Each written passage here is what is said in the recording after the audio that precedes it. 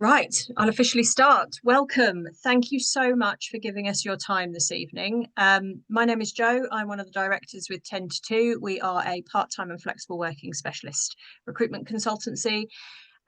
We've been around for about 18 years and we're one of the pioneers in the kind of part-time movement, professional part-time movement. And we've been delivering webinars. We used to actually deliver this sort of content in person back in the old days. But absolutely since COVID, we've been delivering webinars to our members and to our clients, covering all sorts of different topics that may or may not be of interest. This evening, I am absolutely delighted to be joined by Debbie, who is a coach we've worked with for a few years now. And we always get an amazing response to the content that she's able to share. And tonight's webinar is Get in the Right Mindset for Your Job Search. I know a lot of you out there, a lot of our members are actively searching. A lot of you might be searching for the first time in a long time, either after a career break or maybe after being in the same role for a long time. And the world has changed. So hopefully you will take away some really, really useful information and be able to put it into practice over the next little while and get in the right headspace for your job search. Just a couple of housekeeping things. We don't have a chat box this evening. We do have a Q&A. That Q&A will come straight through to me. So if you do have questions or queries throughout the evening, then please do tap them away in there. We've also got a couple of interactive areas of the webinar, and that will be your place to interact in the Q&A. We've got about 30 or so minutes of content, and then hopefully we will have time for questions at the end. We do sometimes go over. If we do, please do not worry. We will come to your questions in the next day or two. We will be following up with a recording of today and possibly a couple of additional handouts. And myself and Debbie will share our contact details at the end of the presentation, so that if you do want to get in touch with either of us, you're more than welcome to. I think that's about all.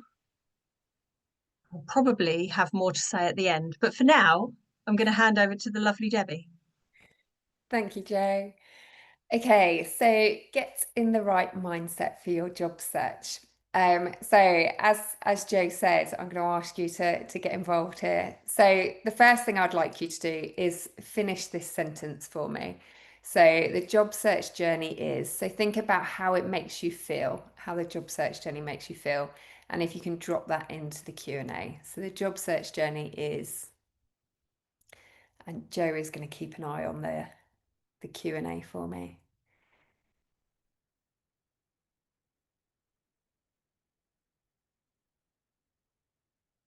Oh, you're on mute, Jo. Yes, I'm on mute. I'll repeat myself. Daunting, tedious, a roller coaster. That word always comes up.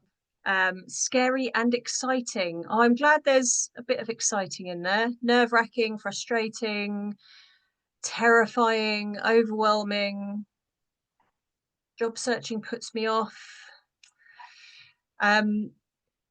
A lot of verging on negative words going on here, I'm afraid, Debbie. There's not a huge amount of positivity out there. Yeah, okay. Thank you. So I think that the first thing to say from that is you're not alone. So there are other people feeling similar to you.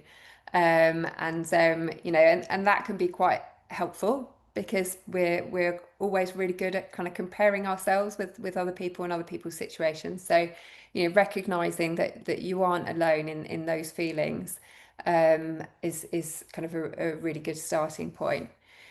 So this is kind of based on the Kubler-Ross model, and it shows the kind of the journey that people can go through when they've lost their job or there are changes made where they've got little control. So the kind of starting point is denial. So this can't be happening to me. Might be sort of burying your head in the sand, hoping it all blows over. And then you might move into this kind of state of shock. You might move then into a state of anger towards people around you, to your employer.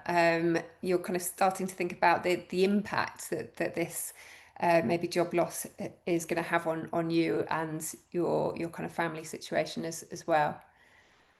You might move into bargaining where you might kind of question, is there something that I could have done differently? You might kind of make promises to your employer and say, well, what if I did this and what if I did that? Um, so that's the kind of bargaining phase. You might then move into depression, which is kind of a sense of despair. Um, there might be grief over what you're losing. Quite often we can really relate our whole identities to our work. We spend a lot of time at work. And so that kind of sense of loss and grief around the kind of the person that you were and the friendships that you had and that kind of thing. Um, then you may move to kind of understanding and finally acceptance. And acceptance doesn't necessarily mean that you're happy, but that you've kind of accepted the situation and that you're ready to take action. And what you can see here is this is the kind of endings phase, this is the transition, and this is the new beginnings. Um, so this is your emotional state and this is time. And for different people, that process can take different lengths of time. There is no right or wrong. You might actually move upwards and downwards in the curve as well, and go back to something that you've been, and then go forwards again. Um, and quite often that's impacted by things like how well the organisation has dealt with things. If your post has been made redundant, it might be impacted by things like your personal financial situation. It might be impacted by things like, if you've been through this kind of situation before. So everybody is different, and that's okay. And I think really this is just to show you that all of those emotions that you're feeling, somebody said it feels like an emotional roller coaster. It can be a real emotional roller coaster, and it's to help you see that those feelings are valid, but that they will pass. And this is really about helping you to kind of move on from one feeling to the next. So, what is your mindset? Um, so your mindset is a set of beliefs that shape how you make sense of the world and yourself. And it influences how you think, feel, and behave in any given situation. And I asked you to finish that sentence for me. The job search journey is. And some of the words that you gave me give an insight into how you're feeling, and how you're thinking.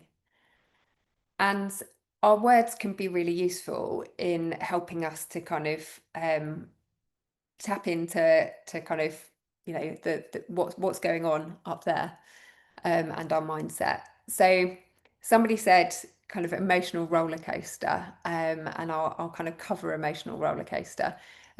These sort of metaphors that we use are sometimes when we can't quite sort of name something logically, but it's helping us to see kind of patterns in our behavior.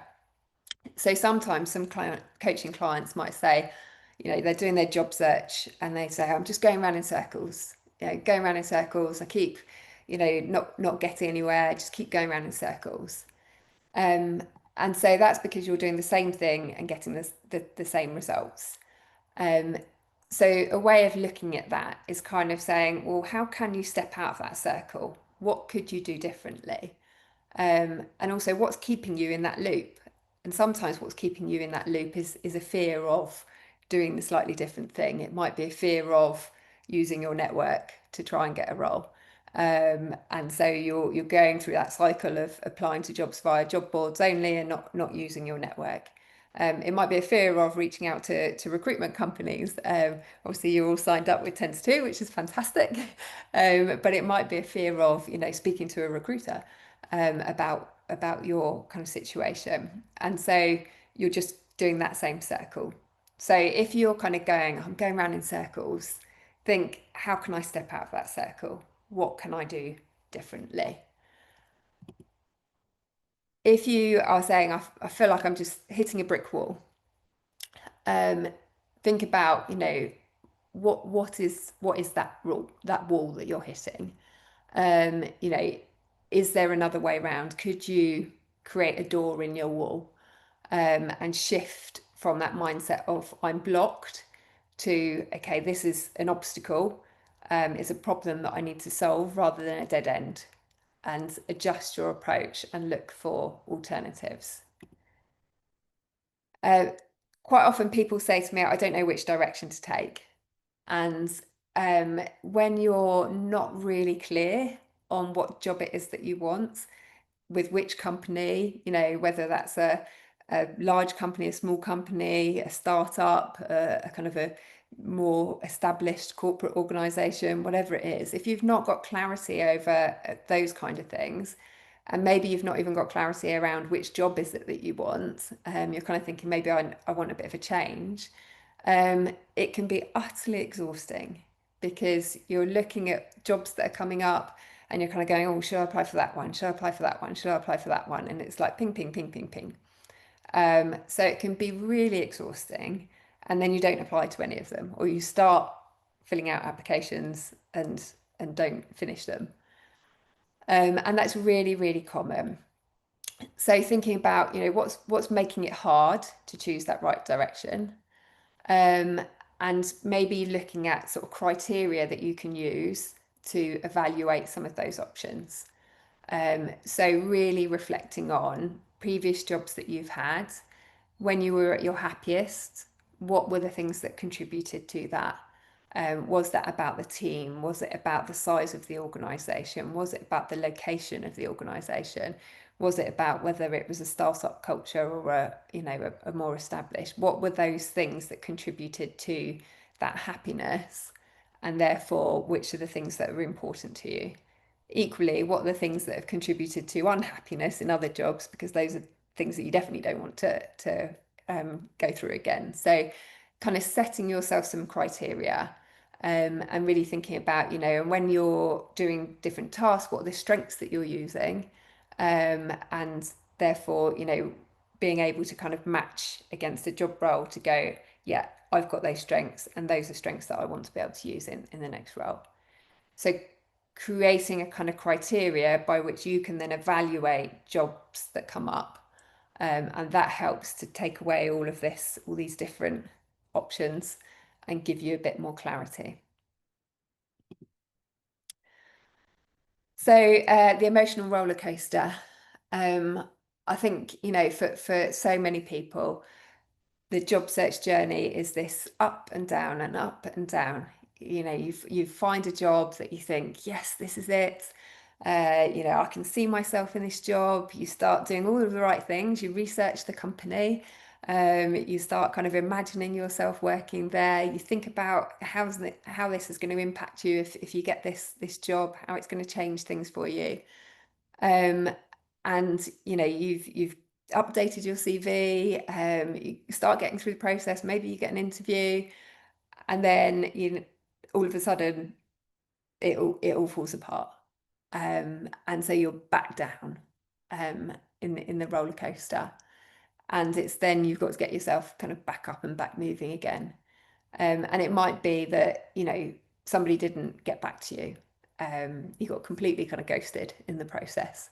It might be that you had an interview but you didn't get through to the next stage of the interview. It might be that you got to the final two and then the other person got picked. There's these real ups and downs. So then it's thinking about, okay, so how can you flatten out that roller coaster? And some of the ways of kind of flattening the roller coaster are things like having multiple roles that you're working towards at one time, so that if there is a role that doesn't come through for you, that you've got other ones that you can kind of go, okay, I didn't get that one, but I've got another one that I'm looking at as well. And so that's okay. You've not kind of put everything into that one role. There's others as opportunities. Part of it also is about celebrating the small successes along the way. The job search journey can be quite convoluted because you've got people that have got to get together to have interview panels and things like that. So it can be quite a long process. And so there will be elements along the way that you can kind of celebrate.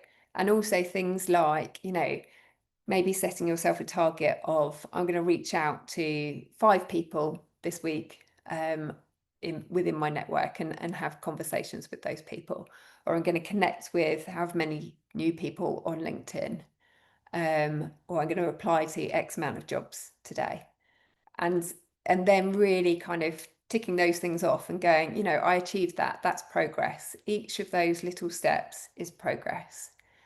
And we're really bad as human beings in kind of going, oh, but it's not success until I've got the job. But it is success. All of those things are success. If you've got an interview, you know, that company has looked at your CV and has thought, this person can do this job. We want to see them. And you might have been up against lots and lots of other people's CVs, but they've shortlisted you.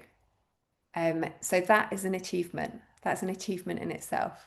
And it's really trying to kind of recognize those and reward yourself, whatever those rewards might be, you know, whether that's a chocolate bar, whether that's meeting up with friends, whatever it is.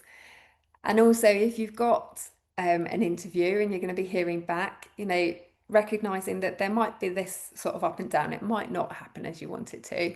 So having things to look forward to as well. So choice.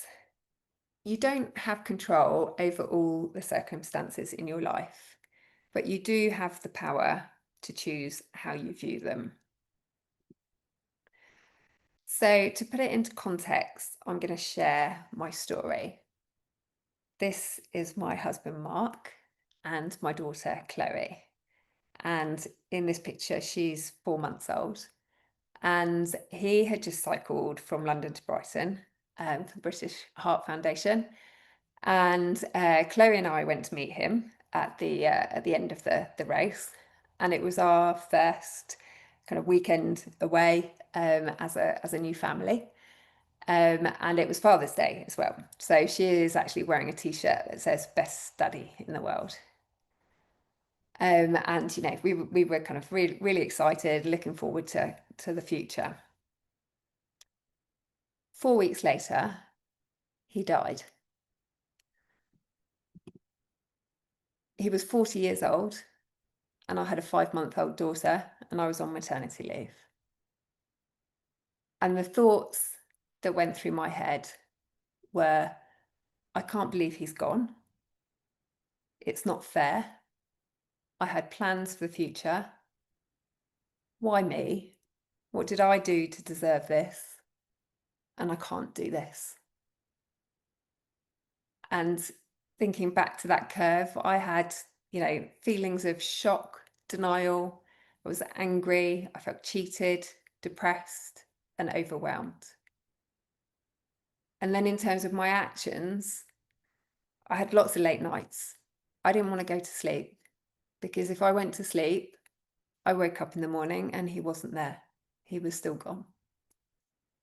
I didn't want to eat because I couldn't see the point in cooking dinner for myself. I couldn't be bothered to do any exercise. And I couldn't cope with meeting up with other people because the only voice in my head was, he's gone and he's not coming back. So I remember saying to somebody, I felt like I was in a long, dark tunnel with no light. And they said to me, how can you put some light in your tunnel? And so for me, I made a choice. I made a choice that I didn't want to continue feeling like that. I made a choice that I wanted to be happy and grateful for all of the time that we'd had together and for the beautiful daughter that he had left. And so I signed up to do a race, to do a run in memory of him. And because I signed up to do this run, I was then exercising. I had to eat properly. I had to sleep. And I also started booking in meetings with friends, catching up with friends. And despite the fact that I would sometimes sit there just going, you know, he's gone and he's not coming back, I recognised that it was really important for me to see people. I can get my energy from being around other people, and that it was really important for me to do that. So your thoughts affect your feelings, and your feelings affect your actions. So how does that relate to job search? So you can reframe your situation. You can do exactly what I did and think, how do I want to feel about my job search? And therefore, what thoughts do I need to remind myself of to create that feeling? Sorry, my dog is barking in the background. And what actions do I need to take? So I'd like you to drop into the Q&A. How do you want to feel about your job search? We always have a few moments of stunned silence at this point. Everybody's so grateful for you sharing your story, but also I think feel a bit stunned into silence. So people are saying they would like to feel optimistic, excited, motivated, inspired, positive, energized, revitalized, that I'm worthy of the job. I have no doubt that you're worthy of the job. Excited for a new adventure, in control. It's a tricky one. Capable. Oh, somebody says your daughter is so beautiful. Thank you. Empowered. Sorry, carry on. So they are brilliant words.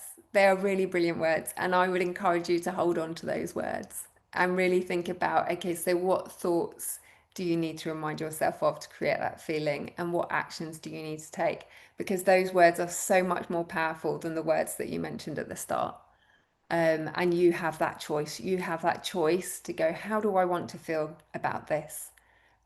Whilst you can't necessarily control the circumstances, you can choose how you want to feel. You can choose what thoughts you need to remind yourself of to create that feeling, and then what actions do you need to take.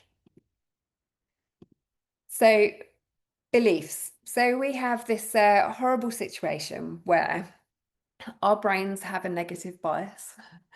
And so what we do is we observe data and experiences, and we select data from what we've observed, and we add meanings to it. We make assumptions based on the meanings, we draw conclusions, and as a result, we adopt beliefs about the world. And then we take actions based on those beliefs, and we go back through that cycle. So we are just continually reinforcing those beliefs the whole time. So in terms of the job search, if the fact is that you didn't get the job, what your brain might do is go, oh yeah, so I noticed that the interviewer didn't nod and smile when I was talking. And so that must mean that they didn't think that I was good enough or experienced enough. And so I assume that the other candidate must have more experience. And so everybody else applying for these roles has X years experience or X qualifications. I don't believe there's any point in me applying for this type of role. And so then the action is that you stop applying for the roles. So your brain has kind of gone through that process. And the way of unpicking that is to kind of go back down through that process and think, what else could be the story here? Is there another story to the situation? So I'd like you to drop into the Q&A. What are you assuming that is holding you back from your goal?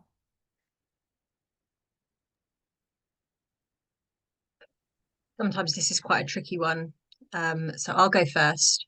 I remember assuming that my lack of a degree was always the thing holding me back. So I would always jump to the conclusion that people wouldn't even see me because of that thing that I felt was missing. And it took me quite a long time to really change the script on that one. Yeah, yeah. We've got fear coming up quite a lot, a loss of confidence, an oversubscribed industry. That's an interesting response. Ability to fill in the application forms, directly related experience to what the employer wants in a busy job market. Imposter syndrome. Hmm.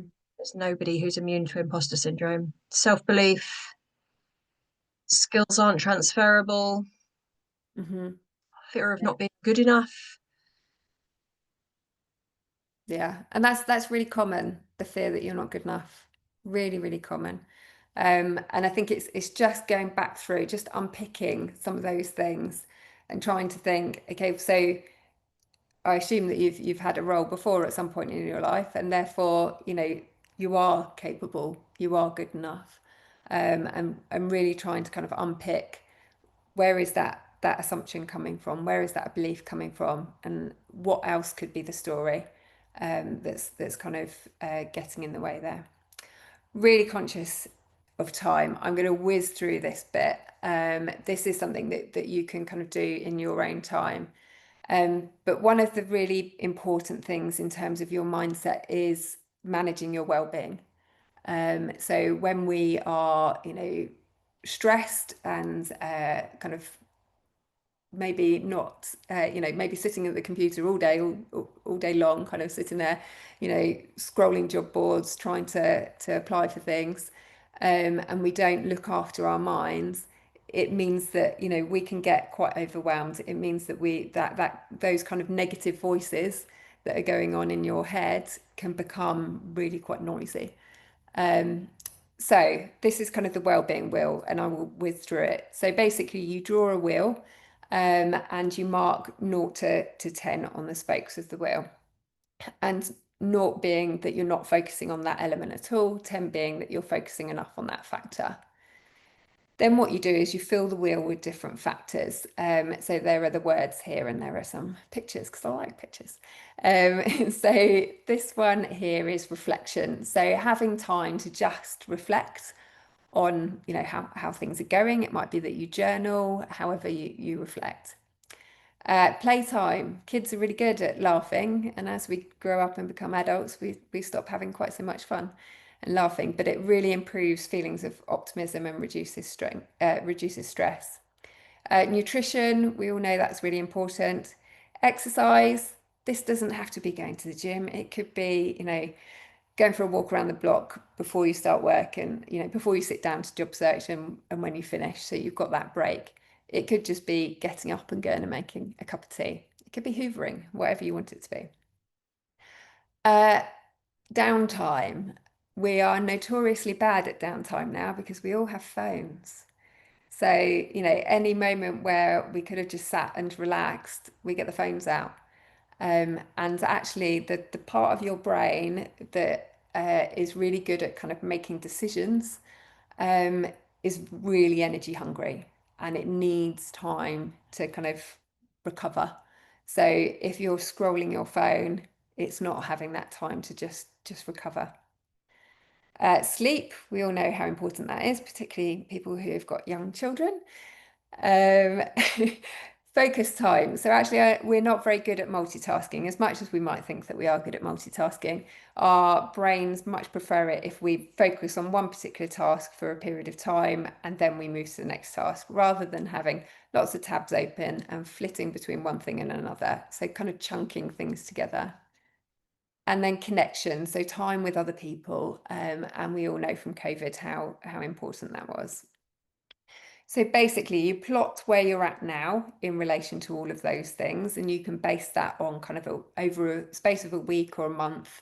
How much time are you giving to those different things?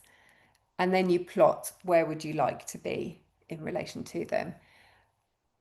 Obviously, you're kind of going, well, surely I want to be 10 on everything, but that's not realistic. So there might be some way you're thinking, actually, I could probably spend a bit less time on that and a bit more time on this. So being realistic with that. And then thinking about, okay, so what are the steps that are going to get me from here to here? So what are some small steps that would help you get to where you want to be? Now, I always say this in this webinar, and I'm still not doing very well on it. So, well, the thing for me is sleep. What I do is, when I go to bed at night, I check my phone to see what have I got to do the following day. I check my diary, and at that point, I might have been planning to go to bed at 10 o'clock, but then I then look, oh, I'm going to have a look on LinkedIn and I'm going to have a look on Facebook. And then the next thing I know, I've lost an hour and it's 11 o'clock.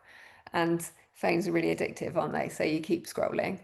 And so then I'm knackered the next day. And that then impacts my confidence. It impacts my ability to focus and make decisions.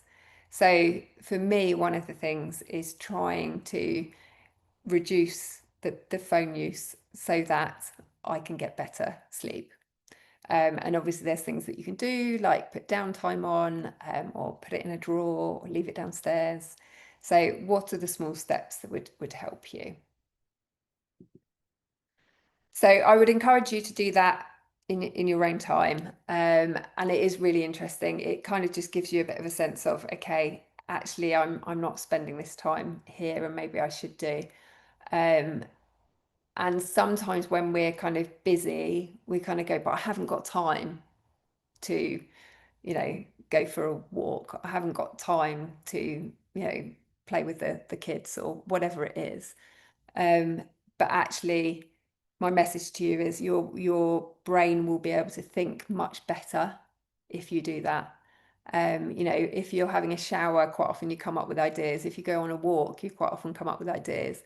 And that's because your brain has got that downtime, it's got that recovery time. Okay, so I'm not going to lie, the job search journey is this roller coaster. It can be this roller coaster. There can be days where it's really tough. You might have had a rejection and you're feeling really low.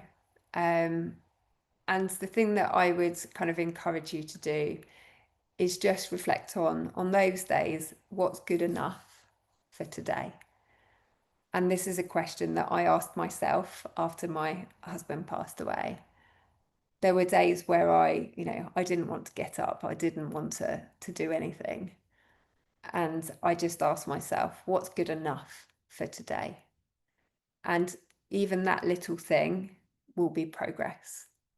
So have self-compassion, look after yourselves, and remember that each little step is progress. So in summary, there's been quite a lot there. But in summary, remember your words, those negative words that we used at the start. Try and use the more positive words and think about those, but also recognizing some of those metaphors, the emotional roller coaster. Okay, so how can I flatten out that roller coaster? The going round in circles, how can I stop going round in circles? The brick wall, how can I make a door in my wall? So whatever it is, for me, that metaphor of the long dark tunnel, how can I put some windows in my tunnel, was really kind of life-changing for me. It just gave me a real understanding of, I have a choice over this. I can do something here. Remember that your thoughts affect your feelings and your feelings affect your actions. So you can choose how you want to feel and what thoughts are going to support that, and therefore what actions you can take. Remember the ladder of inference, the fact that we have this negative bias. So unpicking those beliefs, and look after yourself, the healthy mind. So that is it for me. I think I'm quicker than I've ever been before on this one. So that's I'm great. amazed. That was wonderfully fast. Thank you so much. We do have a couple of minutes left. We've got some closing off stuff to do. Thank you for all your emojis, everybody. Thank you ever so much for sharing your personal story and your real insight into the mindset and ways that people can support themselves. I hope that everybody who's joined us this evening has managed to take away a little nugget and can implement that in their job search. Just to address a couple of the questions that came through on the chat during the presentation from a practical angle, so I'll take them if you don't mind, Debbie. It is a particularly tough market at the moment. A few of you commented on the lack of roles that are available. Yes, there has been a decline in the number of permanent vacancies on the market since this time last year. It is a tough time. There are a lot of businesses being a little bit more cautious, and those that are recruiting are tending to employ slightly longer recruitment processes. So it's not you're not making it up. It is a difficult market at the moment. Everything that Debbie has said still applies, and probably applies more now than ever before. In addition, some of you were asking about transferable skills and not feeling as though your skills were necessarily transferable to other areas. I know this is an area that Debbie specialises in, so please do feel free to get in contact with her on the details of the screen. We at Ten2Two are also very, very familiar with people going through career transitions, whether that's from full-time to part-time or whether it's a complete change of industry. We find a lot of people return to the workplace after a career break, will come to us and have decided they want to do something completely different. So we are all very comfortable and familiar and would be delighted to have a conversation with you about how we might be able to help with that career change. I'm just going to check the Q&A so we don't miss anyone saying anything. Oh, a very specific question around Excel skills. I'm afraid I don't have any pointers. We do have a document that I will be able to send out to you tomorrow if you want to drop me an email, the person who's asking that question. My email address is available through the communications that you've seen about tonight. So please do drop me an email tomorrow and I'll send you through some information on Excel skills. That's not a problem. If anyone else has got any questions or queries, both myself and Debbie are more than happy to come back to you in the coming days. We will be sending out a follow-up email with a recording of today's session.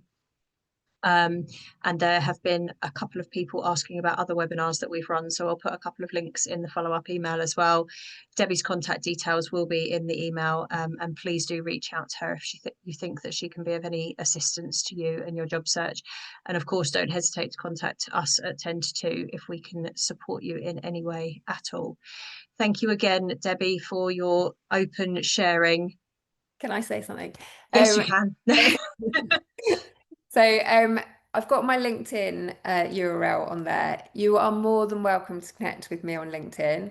And I mentioned networking previously. If you connect with me on LinkedIn, I've got quite a lot of connections, and you see somebody in my network who is of benefit to you. Maybe they're working at an organisation that you're interested in, or they're doing a role that you want to know more about because maybe it's something that you want to transition to. Please feel free to contact me and say, Debbie, would you be happy to connect me to this person? I am more than willing to help. So please connect with me, have a look at my connections, or just say hello. If I can help in any way, I will. And I do quite often share kind of resources and things on my profile as well that might be helpful. Thank you again for being so generous with your time and generous with your connections there. I know everybody appreciates it. There's a couple of questions in the Q&A that I'm going to come back to in just a second, but we will let everybody else go for now so you can enjoy the rest of your evenings. Thank you all for joining us. I do hope that you found something useful, and we look forward to hearing from you really soon.